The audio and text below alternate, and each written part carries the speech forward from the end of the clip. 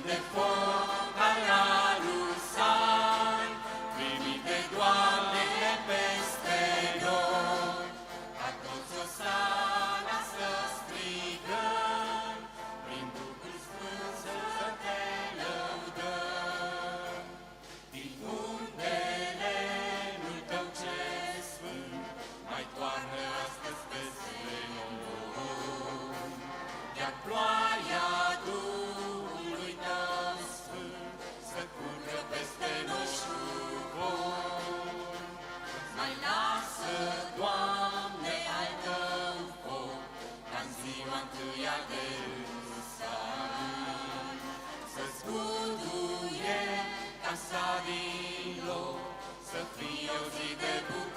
bucurii, iar limbi de foc ca la rusari, trimite, Doamne, peste noi, ca toți osana să strigăm, prin Duhul Sfânt să te lăudăm, iar limbi de foc ca la rusari, trimite, Doamne, peste noi,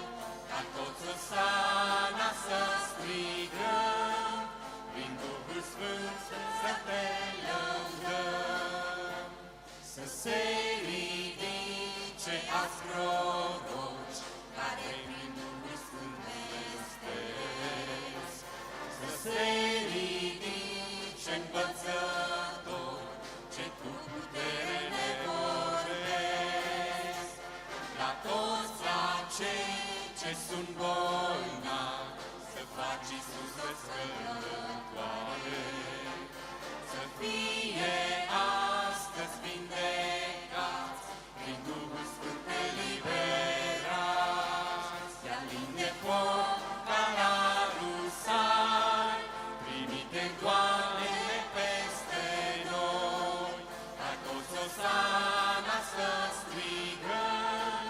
prin Duhul Sfânt să te lăudăm, iar limbi de foc ca la rusari, trimite, Doamne,